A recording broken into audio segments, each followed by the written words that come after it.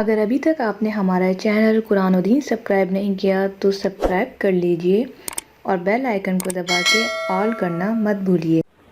بسم اللہ الرحمن الرحیم۔ السلام علیکم۔ قرآن و دین چینل میں ایک نئی ویڈیو کے ساتھ آپ کی خدمت میں انا میسج حاضر ہے۔ آج کی ویڈیو میں ہم بہت ہی پیچیدہ مسائل کے اوپر بات کریں گے، جس کو بتانے سے پہلے میں خود سوچ رہی ہوں کہ آپ لوگ زیادہ گھبرا جائیں گے۔ یہ وہ مسئلہ ہے جو ہر لڑکی میں آج کل پایا جا رہا ہے۔ پاکستان سے ہزاروں کیس میرے پاس آ رہے ہیں، اور پاکستان سے باہر سے یو کے، یو ایس اے، کینیڈا، ہر جگہ سے ہمیں کیس آ رہے ہیں۔ پیریڈز کے مسائل انتہا زیادہ بڑھتے جا رہے ہیں۔ لڑکیوں میں حیض کے مسائل بہت بڑھ رہے ہیں، جس کی وجہ سے کچھ بیماریاں ایسی ہیں جو جنم لے رہی ہیں، جن کا وہ اندازہ بھی نہیں کر سکتی۔ آج کی ویڈیو میں کم سے کم 12 سے 15 بیماریوں کے حوالے سے میں آپ کے ساتھ شیئر کروں گی، جس میں آپ کو بتاؤں گی کہ جن لڑکیوں کے ماہانہ حیض رک جاتے ہیں انہیں یہ 12 سے 15 بیماریاں لگ جاتی ہیں۔ وہ بیماریاں کیا ہیں اس کو جاننے سے پہلے آپ لوگوں کو ویڈیو کو پورا دیکھنا ہوگا۔ اس کے ساتھ ہی اگر ابھی تک آپ نے ہمارا چینل قرآن و دین سبسکرائب نہیں کیا تو سبسکرائب کر لیں، اور بیل آئیکن کو پریس کر کے آل کرنا مت بھولیں، کیونکہ اسی سے ملیں گے آپ کو آنے والی تمام ویڈیوز نوٹیفیکیشن میں سب سے پہلے۔ ماہواری کا رک جانا، ماہواری کا ٹھیک سے نہ آنا، ماہواری کا باقاعدگی سے نہ آنا، یہ ایک بہت ہی زیادہ بڑا مسئلہ بن گیا ہے۔ میں آپ کو یہاں پر ڈراؤں گی نہیں، میں آپ کو ریئلٹی بتاؤں گی کہ آپ کے ساتھ جو مسائل چل رہے ہیں اس کی وجہ آپ کے حیض ہیں، جس کو بہت کم لوگ نہیں مانتے۔ بہت کم لوگ جو ہے، بلکہ بہت زیادہ لوگ نہیں مانتے اور بہت کم لوگ مانتے ہیں۔ چلیں اب ہم تعارف شروع کرتے ہیں کہ تعارف کیا ہے۔ اکثریت سے پائے جانے والی مرض جو کہ ماہواری ہے، اس کا رک جانا، ٹھیک ہے۔ یہاں پر ہم بات کرتے ہیں اس کے تعارف کے اندر۔ عورتوں میں سن بلوغت کی ابتدا ماہواری کے ساتھ شروع ہوتی ہے، جس کی ایک سب سے بڑی نشانی یہ ہوتی ہے کہ وہ ایک تندرست عورت ہے۔ اس کا سلسلہ جو شروع ہوتا ہے وہ بلوغت کے دنوں سے شروع ہوتا ہے، لیکن لڑکی جوان ہو جاتی ہے، جس کی تقریباً 10 سال، اب تو میرے پاس 9 سال کے بھی کیس آ رہے ہیں، 9 سال، 10 سال، 11 بار، 12، 13، حد ہے کہ 15 کے بعد اگر آ رہے ہیں تو پھر مسئلے پیش آ سکتے ہیں۔ اگر آپ کا سائیکل ڈسٹرب ہو جائے، یا پھر ایسا ہو کہ آ ہی نہیں رہے، یا پھر درد ہوتا ہے، تو خدا نخواستہ آپ کو اس مسائل کا سامنا کرنا پڑ سکتا ہے، جن میں سب سے پہلا مسئلہ ہے عورت کا جسم بڑھنے لگتا ہے، یعنی موٹاپا شروع ہو جاتا ہے۔ یہ پہلا مسئلہ ہے۔ اب میں یہاں بات نہیں کری پی سی اوز کی، میں یہاں بات نہیں کری پی سی او ڈی، میں یہاں بات نہیں کری پانی کی تھیلیوں کی، میں بات کر رہی ہوں حیض اگر رک گیا تو یہ مسائل پیدا ہو سکتے ہیں۔ پہلا مسئلہ کیا ہے؟ پہلے مسئلے میں آپ کا وزن یعنی موٹاپا ہونا شروع ہو جاتا ہے۔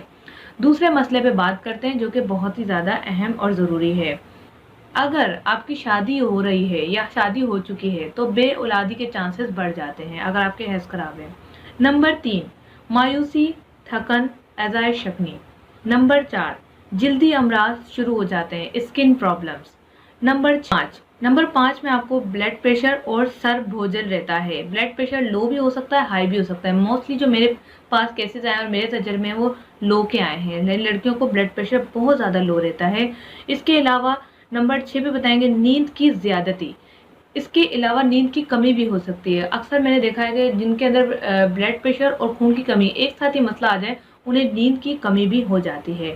رطوبت کی زیادتی اور جسم کا بدا ہو جانا، لیکوریا کی شکایت۔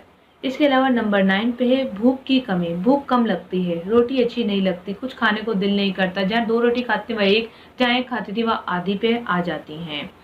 اس کے علاوہ نمبر 10 پہ بتانا چاہوں گی زکام کی شکایت رہنا، اندر گلے میں کیرا گرنا، بلغم محسوس ہونا، گلے کا بند رہنا، یہ بھی ایک یہی وجہ ہے۔ نمبر 11، کمر اور ٹانگوں میں درد رہنا، یا تو کبھی شدید یا پھر ایسا کہ معمولی سا، لیکن درد ہوتا ہے۔ نمبر 12، خون کی شدید کمی۔ اب یہ ہے 12 وجوہات جو میں نے آپ کے ساتھ شیئر کری ہیں جن لڑکیوں کو حیض بند ہو جاتا ہے۔